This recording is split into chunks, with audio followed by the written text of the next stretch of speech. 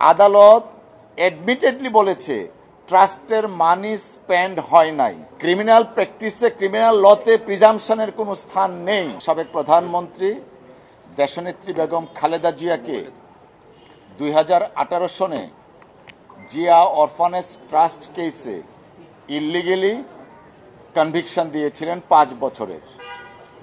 যে মামলা ওনার বিরুদ্ধে কোনো অভিযোগ নেই, যে মামলায় ওনার কোনো ধরনের সংশ্লিষ্টতা নেই, যে মামলায় নথিতে ওনার কোনো যোগসূত্র নেই, তারপরেও রাজনৈতিক স্কিমের অংশ হিসাবে দেশনেত্রী বেগম খালেদা জিয়াকে আসামি করে কনভিকশন দিয়েছিলেন 5 বছর। নর্মালি যখন কনভিকশন দেয়া হয়, আপিল করলে সেই কনভিকশনটা কমে।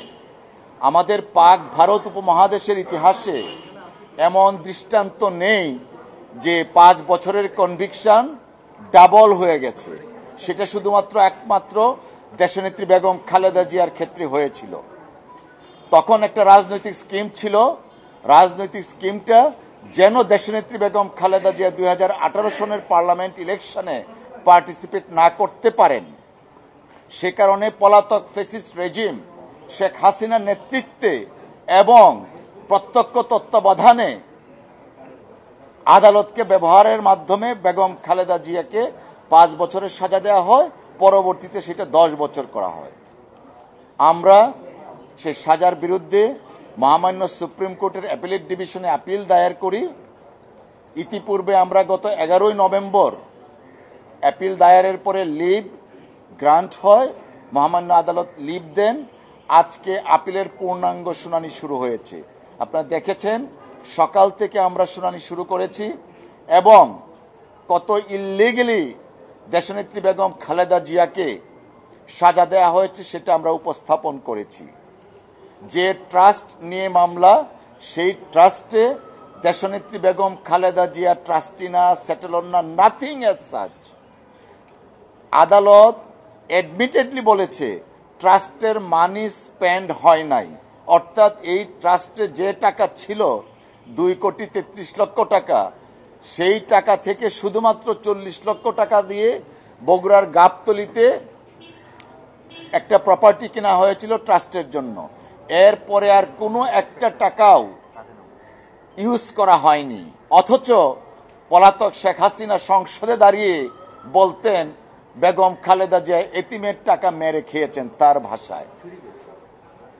এই যে নির্জলা মিথ্যা অপবাদগুলা দিতেন, তার পরিণতি তাকে ভোগ করতে হচ্ছে, দেশ থেকে পালাতে বাধ্য হয়েছে। আমরা আইনের শাসনে বিশ্বাসী। আজকে আমরা শুনানি করেছি। লার্নের senior advocate mister Zainal Abedin সাহেব ছিলেন, ব্যারিস্টার মাহবুব উদ্দিন খোকন, ব্যারিস্টার বদরুদ্দোজা বাদল, রুহুল কুদ্দুস কাজল সহ আমরা সকলেই ছিলাম।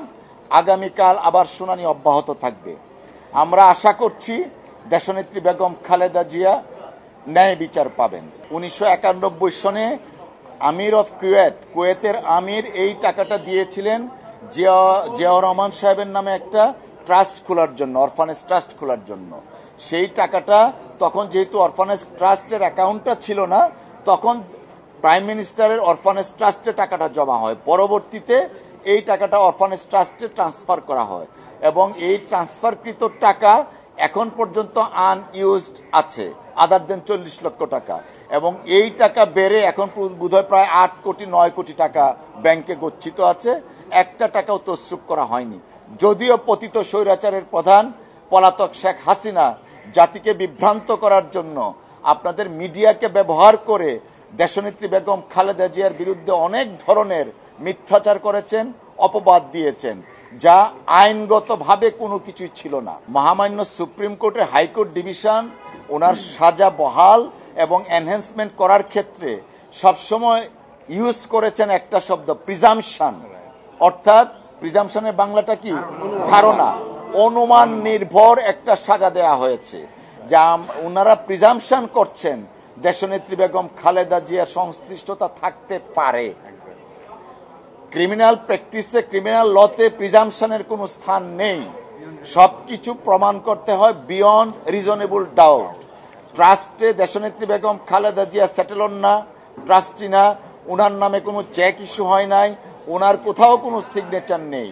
কিন্তু তারপরেও ওই যে আমি বললাম পলিটিক্যাল স্কিম, সেই স্কিমের অংশ হিসাবে তৎকালীন সময়ে দেশনেত্রী বেগম খালেদা জিয়াকে অন্যায়ভাবে সাজা দেওয়া হয়েছিল যেন তিনি নির্বাচনে অংশগ্রহণ না করতে পারেন।